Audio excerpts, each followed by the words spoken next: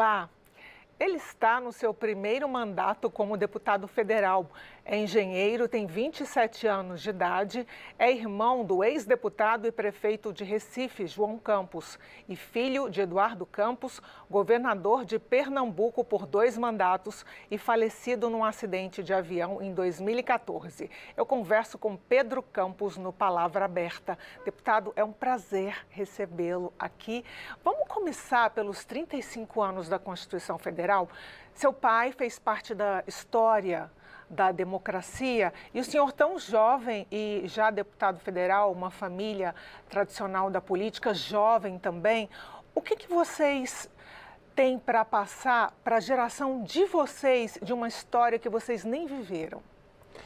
É um compromisso muito grande para nós, jovens que chegamos aqui na Câmara dos Deputados, representarmos essa história e ter a sabedoria de entender a importância desse legado e de tantas pessoas que puderam lutar para que nós estivéssemos aqui no dia de hoje. Meu pai gostava sempre de dizer que nada na história recente do Brasil foi feito sem uma participação ativa da juventude. E ele, enquanto jovem, pôde lutar na redemocratização, estar junto daquele movimento que lutou pelas diretas já, que conseguiu garantir a Constituição Cidadã de 88, e depois de tudo isso fazer essa transição da democracia do país. E nós que chegamos aqui agora, eu inclusive mais jovem do que a Constituição, temos esse compromisso de zelar por nossa Constituição e também dar os próximos passos, que é o dever também dessa juventude que está aqui no dia de hoje. Então a gente tem trazido lutas importantes, eu inclusive muito relacionado com a questão do acesso à água para as pessoas. Então hoje estou relator de uma PEC, de uma emenda da Constituição lá na CCJ, que diz respeito a incluir dentro dos direitos fundamentais do povo brasileiro o acesso à água tratada e também fazendo outros avanços e outras discussões importantes que a gente precisa fazer, tanto para aprimorar o texto constitucional, como principalmente para dar efetividade ao que está lá escrito e garantido. Era essa a próxima pergunta, quer dizer, o que falta para a Constituição garantir realmente às pessoas aquilo que está no papel? Eu acredito que é um esforço combinado. Obviamente, a Constituição é um conjunto de princípios e valores que nós, enquanto povo brasileiro, defendemos e vamos lutar.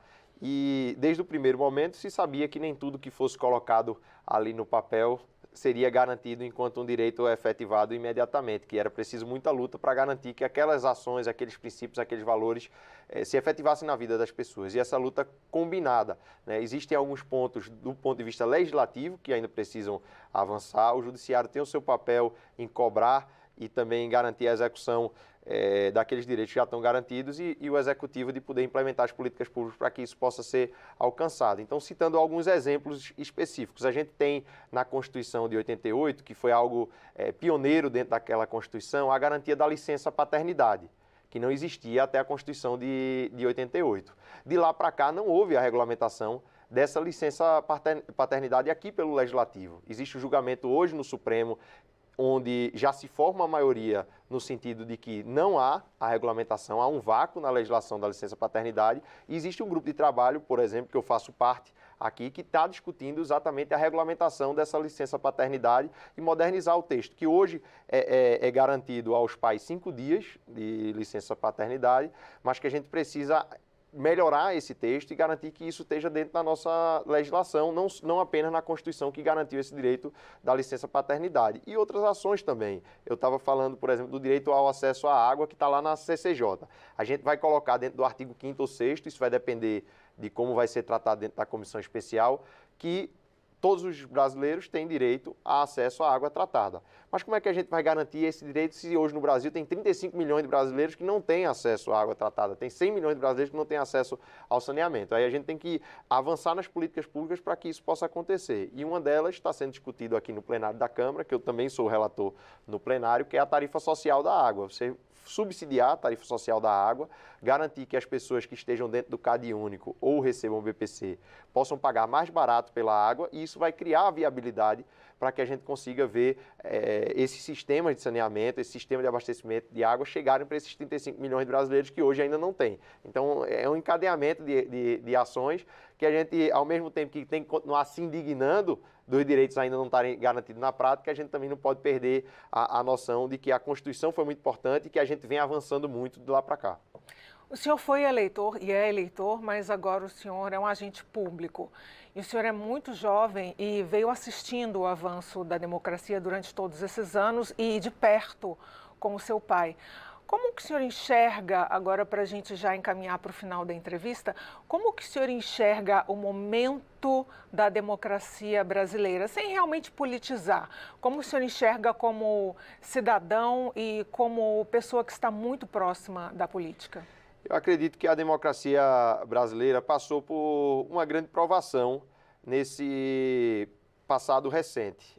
Enfrentar uma pandemia como a gente enfrentou é uma grande provação para a democracia brasileira. A capacidade que essa instituição, a Câmara dos Deputados, teve, que o Senado teve, de poder continuar atuando, mesmo em meio à pandemia, através de sistemas online, a capacidade de diálogo entre os poderes para poder enfrentar um movimento tão difícil que é você enfrentar uma guerra contra um inimigo invisível, né, que é a pandemia. Foi uma prova dessa necessidade. Todo o processo que se existiu também de tensionamento político, não ter saído, né, desse tensionamento, não ter saído da ordem democrática, da ordem constitucional, também foi um desafio enorme que todas as instituições tiveram que viver, e culminando com o que aconteceu no dia 8 de janeiro, onde uma parcela da população que não aceitava o resultado das eleições, e vale ressaltar, inclusive, que era uma parcela da população inferior à parcela que não tinha votado no candidato que foi eleito, que foi o presidente Lula. Então, era um nicho específico daqueles que votaram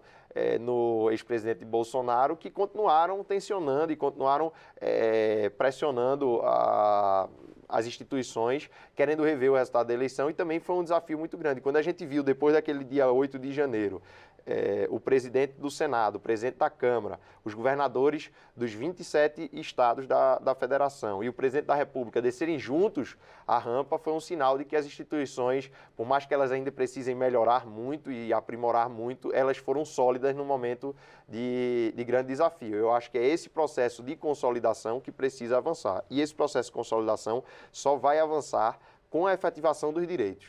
Não adianta a gente celebrar os 35 anos da Constituição se o povo não entender que desses 35 anos eles estão ganhando mais do que perdendo, que esses direitos que foram colocados lá estão, talvez não na velocidade que a gente desejasse, mas estão chegando cada vez mais às pessoas. O acesso universal à educação, o acesso universal à saúde, a garantia da moradia, a garantia da dignidade plena, eu acho que é isso que vai consolidar cada vez mais a nossa democracia, e toda essa instabilidade é fruto, sim, das promessas não cumpridas da Constituição, quando a gente vê ainda muita desigualdade, 33 milhões de brasileiros passando fome, milhões de brasileiros que ficaram sem casa durante a pandemia. Então, tudo isso acaba enfraquecendo as instituições e acaba enfraquecendo as promessas da Constituição. À medida que a gente avança nessas políticas públicas, eu tenho certeza que a gente vai tender para diminuir esse tensionamento e para consolidar cada vez mais a nossa democracia.